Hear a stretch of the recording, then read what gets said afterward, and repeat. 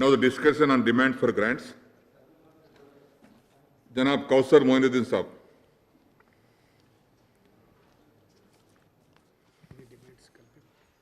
Speaker साहब, पूरे demands मिलकर बात करिए।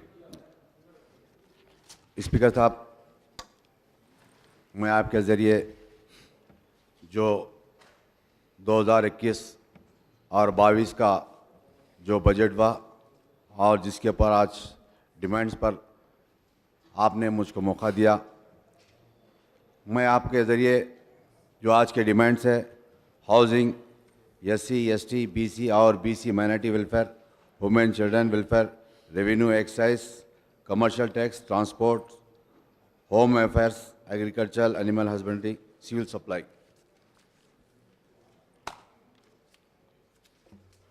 स्पीकर साहब, ये हाउसिंग का मामला है। मुझे याद है कि कमज़ोर तबक़ात की रिहाइश के लिए हुकूमत ने 2015 में 2 BHK हाउसिंग स्कीम का ऐलान किया था। 2024 तक 2 फेज़ में रियासत के 572 लाख गरीब ख़ानदानों को पनाह देने का निशाना था। अक्टूबर 2015 में फर्स्ट फेज़ में रियासत के 33 ज़िलों में तकरीबन 272 लाख यूनिट्स को बनाए जाने की कीमत 22,000 करोड़ है। हैदराबाद के 111 मकामात पर जिसकी लागत 9,714 करोड़ रुपए की कीमत से तामीर किया जा रहा है। KTR साहब ने अगस्त 2020 में ऐलान किया था कि दिसंबर 2020 तक 85,000 मकानात को मुकम्मल करेंगे, गरीब आवाम को हवाले करने का ऐलान किया था। मैं हाउसिंग मिनिस्टर साहब से जानना चाहता हूं कि 2 BHK मकानात जो कंप्लीट हो चुके जे ज़ेर तामीर है, जो डिटेल हाउस को बताए।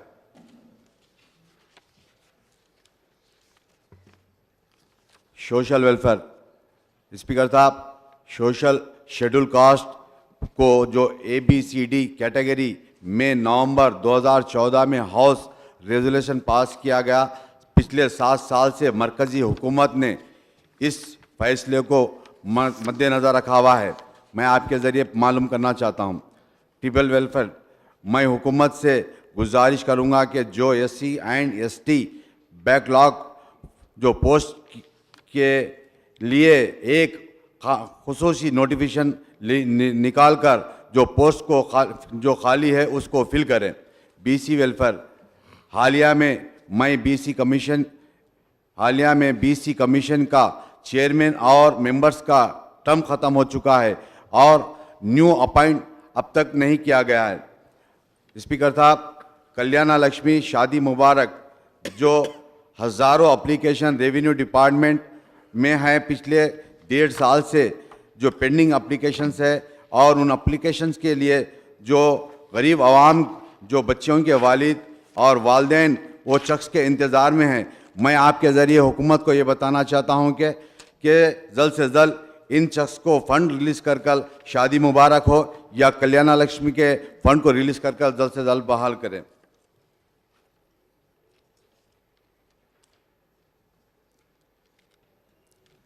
स्पीकर साहब, माइनॉरिटी वेलफेयर में माइनॉरिटी स्टूडेंट्स स्कॉलरशिप्स और फीस के अदलिया के लिए इंतज़ार में हैं।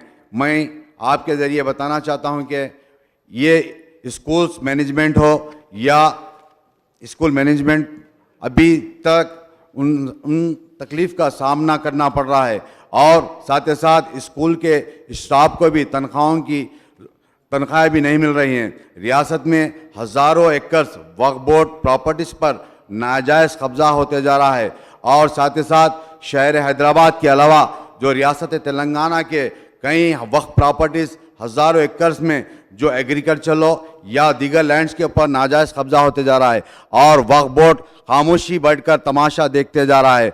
मैं आपके ज़रिए बताना चाहता हूँ, जल्द से जल्द इसके ऊपर एक्शन लेकर जहाँ पर भी वक्फ बोर्ड के प्रॉपर्टीज़ हो उनके ऊपर अपने कब्ज़े को कायम करें और जो नाजायज़ कब्ज़ा किया गया उनके ऊपर क्रिमिनल केस बुक करने का आपके ज़रिए बताना चाहता हूँ।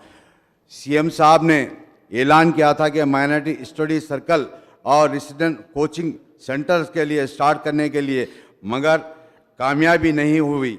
मेरी पार्टी ने हुकूमत तेलंगाना से रिक्वेस्ट किया था कि डिस्ट्रिक्ट में रेसिडेंट स्कूल वक्फ प्रॉपर्टीज़ में शिफ्ट कर वक्फ प्रॉपर्टीज़ में तामीर करें, और हुकूमत ने वादा किया था कि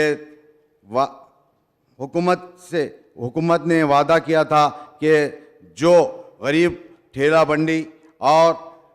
बंडी और हॉकर्स को ज़ीरो इंटरेस्ट पर लोन देने के लिए अभी तक वो भी वादा पूरा ना हो सका।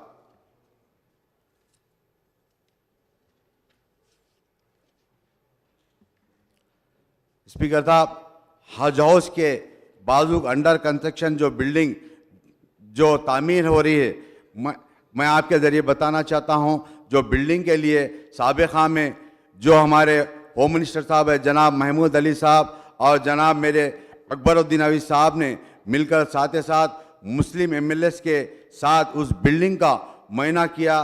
बिल्डिंग की काम को ख़त्म कर उस बिल्डिंग के अंदर माइनॉरिटी डिपार्टमेंट के तमाम ऑफिसेस को शिफ्ट करने के लिए मेरी पार्टी ने हुकूमत से गुजारिश की थी।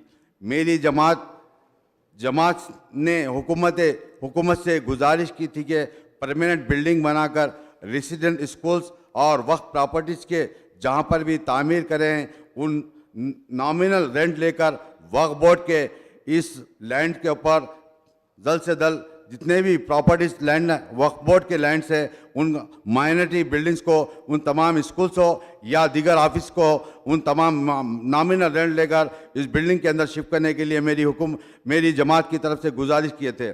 मैं आपके ज़रिए बताना चाहता हूँ, पिछले 7-8 महीने से इमाम हो या मसाजिद के मौज़न हो, उन तमाम को हुकूमत की जानिब वक्फ बोर्ड की जानिब से उनको तनख्वाहें नहीं दी जा रही है। मैं आपके ज़रिए हुकूमत से गुजारिश करूंगा कि जल्द से जल्द वक्फ बोर्ड को फ़ंड रिलीज कर इमामों के लिए और मौज़नों के लिए और उनके तनख्वाहों का इंतजाम करें।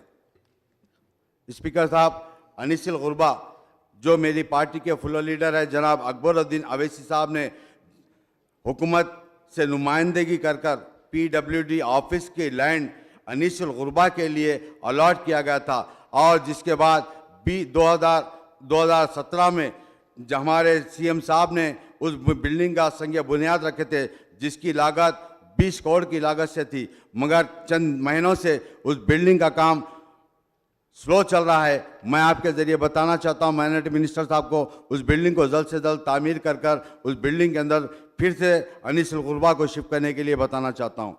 मैं आपके ज़रिए बताना चाहता हूं, CM साहब ने ऐलान किया था, जैसा कि वादा किया था कि जो मजहबी मकामात है, जैसा कि हमारे दरगाहें हैं, जैसा कि जहांगीर पीरों की दरगाह और बड़े पार की दरगाह, और जिस तरीक़े से वरंगल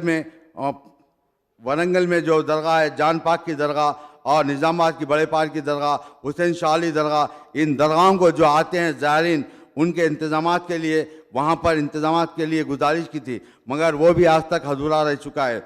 मैं आपके ज़रिए बताना चाहता हूँ, रेवेन्यू के ताल्लुक़ से, रेवेन्यू रजिस्ट्रेशन के ताल्लुक़ से मेरी पार्टी ने नया रेवेन्यू जो एक्ट लाया, उस एक्ट के पूरी सपोर्ट करें।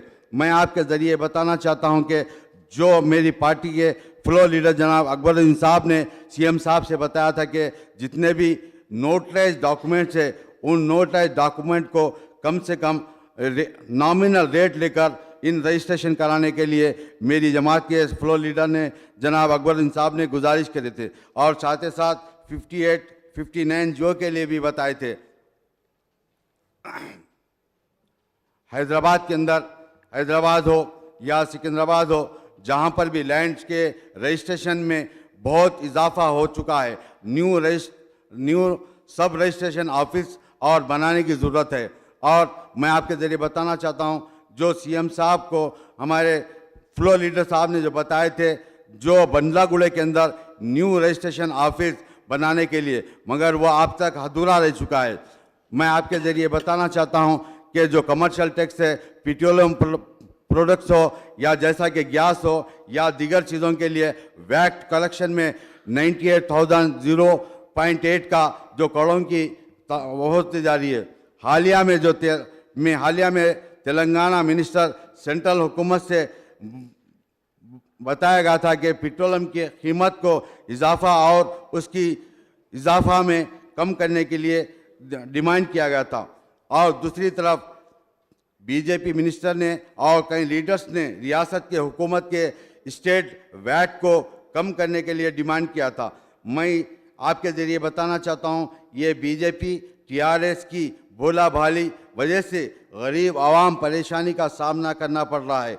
मैं आपके ज़रिए बताना चाहता हूं, जैसे कि आज हालात ये बनते गए, आज देखिए मिडिल क्लास के फैमिलीज़ का हाल ये हो चुका है, बीपीएल फैमिली से ज़्यादा वो गरीब होते जा रहे हैं।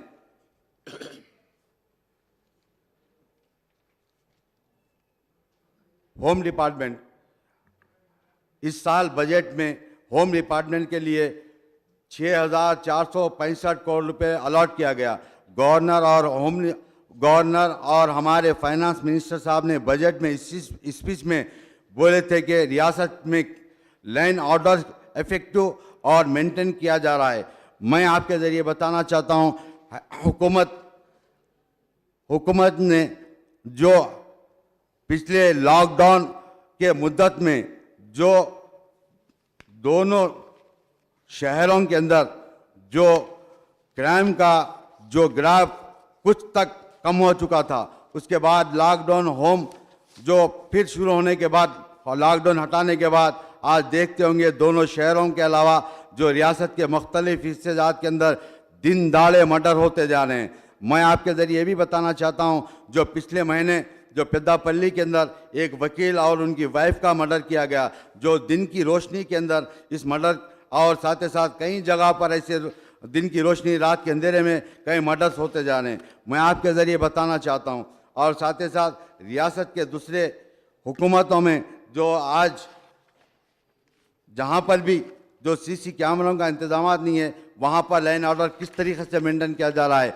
मैं आपके ज़रिए बताना चाहता हूँ हुकूमत को, आप देखते होंगे पिछले आज लॉकडाउन के बाद जो शहर हैदराबाद हो या सिकंदराबाद के अंदर जो ट्रैफिक पुलिस की जानिब से जो आवाम के ऊपर जो असर होते जा रहा है, दिन दाड़े रात के टाइम दिन के टाइम जो चालाना कर कर और कई बच्चों को और कई लोगों को चालान के बुनियाद पर इन तमाम को जेल भेजा जा रहा है। मैं आपके ज़रिए हुकूमत को बताना चाहता हूं, जो ट्रैफिक की वजह से जो ट्रैफिक के जो अहदेदार है उनकी वजह से जो आज गरीब आवाम को मुश्किलात का सामना करना पड़ रहा है, मैं आपके ज़रिए बताना चाहता हूं। और आपने मुझको जो मौका दिया, मैं आपकी तरफ से शुक्रिया अदा करता हूं। शुक्रिया।